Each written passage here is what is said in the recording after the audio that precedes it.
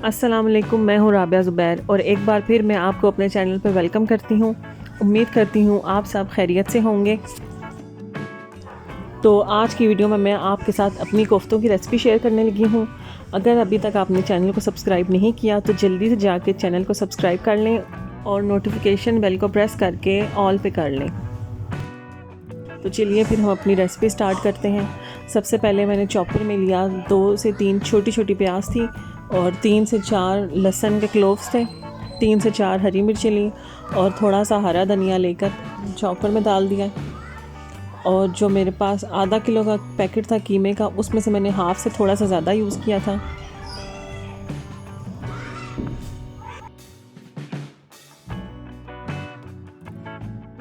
और फिर मैंने इसमें 2 टेबलस्पून दही के डाले। दही डालने से कोफ्ते काफ़ी सॉफ्ट बनते हैं।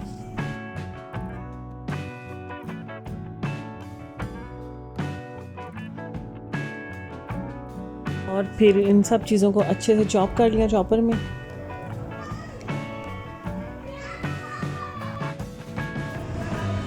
और अब इसमें मैंने मसाले ऐड किए। मसाले आप अपने टेस्ट के हिसाब से कम या ज़्यादा जितने मर्ज़ी डाल सकते हैं। मैंने इसमें 1 टीस्पून लाल मिर्चों की डाली थी, 1 टीस्पून कुटी हुई लाल मिर्चों की डाली, 1 टीस्पून सूखा धनिया पिसा हुआ, हाफ़ टीस्पून गरम मसाला पिसा हुआ और 1 टीस्पून ज़ीरा और 1 चुटकी अजवाइन और नमक। और मसाले ऐड करने के बाद मैंने 2 से 3 मिनट फिर से इनको चॉपर में अच्छे से मिक्स कर लिया ताकि मसाले और कीमा वगैरह आपस में सही तरह से मिक्स हो जाएं। और अब इस सारे कीमे को मैंने एक बोल में निकाला है और अच्छे से हाथों से भी मिक्स कर लिया है।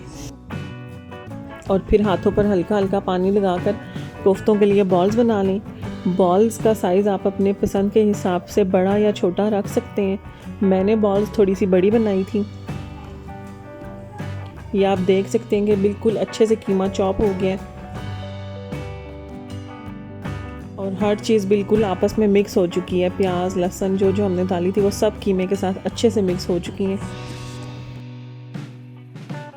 और अगर आपको ख़तरा है कि कोफ्ते टूट जाएंगे तो आप इस कोफ्ते वाले मिक्सचर में 2 टेबलस्पून भुने हुए काले चने जो से होते हैं उनको अच्छे से पीस के वो भी शामिल कर सकते हैं। उनसे इनकी बाइंडिंग बहुत अच्छे से हो जाएगी और बिल्कुल भी टूटने का कोई ख़तरा नहीं रहेगा।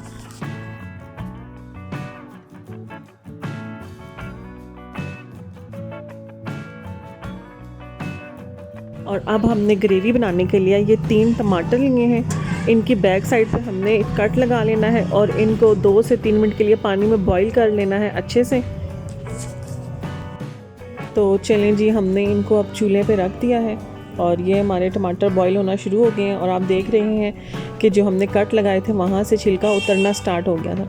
और अब हमने छिलका बिल्कुल उतार के इनको चॉपर में डाल के अच्छे से चॉप कर लेना है।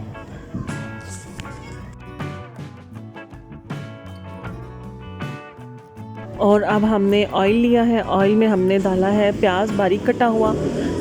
छोटी प्याज थी तो मैंने 4 से 5 लिए हैं, दरमियाने साइज़ की हों तो 2 भी काफ़ी हैं। और इनमें थोड़ा सा नमक डाला है। नमक डालने की वजह ये है कि हमने प्याज को गोल्डन ब्राउन करना है और अगर हम प्याज में नमक ऐड कर दें तो वो अच्छे से ब्राउन हो जाती है। और प्याज को हल्की आंच पे ब्राउन करेंगे, तेज़ आंच पे करेंगे तो वो बहुत जल्दी डार्क हो जाएगी और हमें बहुत डार्क प्याज नहीं चाहिए।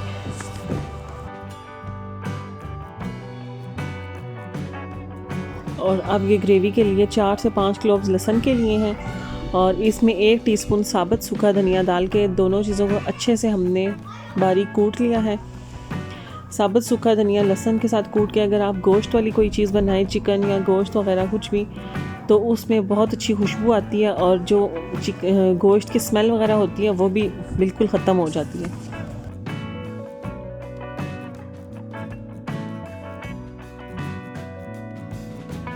और ये हमारा प्याज ब्राउन होना स्टार्ट हो गया है और ये इस स्टेज पे होगा तो हमने इसमें लहसुन ऐड कर देना है जो हमने कूटा था अभी, क्योंकि अगर इससे डार्क हम करके लहसुन ऐड करेंगे, लहसुन को पकने में भी टाइम लगता है तो फिर वो हमारा प्याज बिल्कुल जल जाएगा।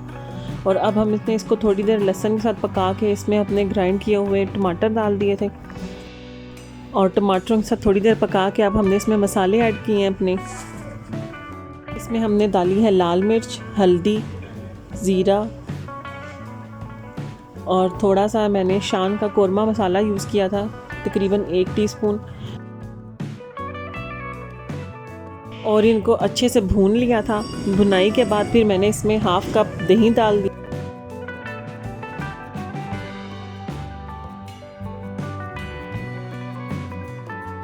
और फिर इसको अच्छे से भून लिया जब तक कि इसका ऑयल साइडों से निकलना शुरू हो गया।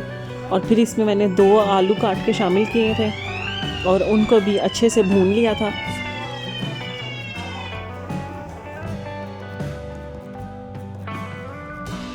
और मसाला आप देख सकते हैं कि बिल्कुल मिक्स हो चुका है सब कुछ आपस में। तो चलें जी, हमारे आलू भी अच्छे से भुन चुके हैं मसाले में। अब हम इसमें शामिल करेंगे पानी। जितनी आपको सालन की ग्रेवी रखनी है उससे थोड़ा सा पानी एक्स्ट्रा डालेंगे, तकरीबन 1 कप, ताकि जब पक के हमारा सालन रेडी हो जाए तो जितनी हमें चाहिए उतनी ग्रेवी हमारे पास बच जाए।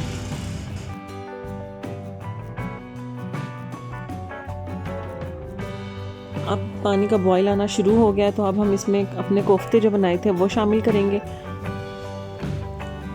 कोफ्तों को एक दफ़ा फिर हाथों से हल्का हल्का रोल करके साथ साथ शामिल करते जाएं। और कोफ्ते शामिल करने के बाद तकरीबन दरमियानी आंच पे 10 से 15 मिनट के लिए पका लिया था मैंने इसको।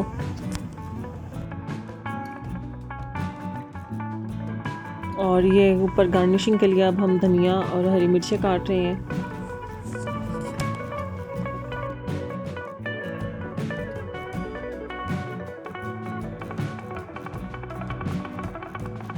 तो लीजिए जनाब, हमारे मज़ेदार से कोफ्ते आलू रेडी हो चुके हैं। इनको हमने धनिया और हरी मिर्चों से गार्निश कर लिया है।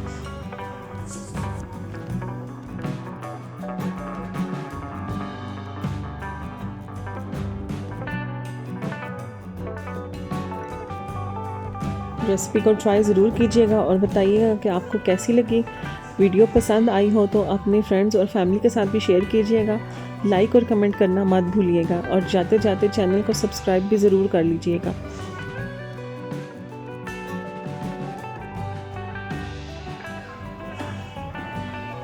तो इंशाल्लाह अब आपसे मुलाकात होगी नेक्स्ट वीडियो में। तब तक के लिए अपना ख्याल रखिएगा, दुआओं में याद रखिएगा। अल्लाह हाफ़िज़।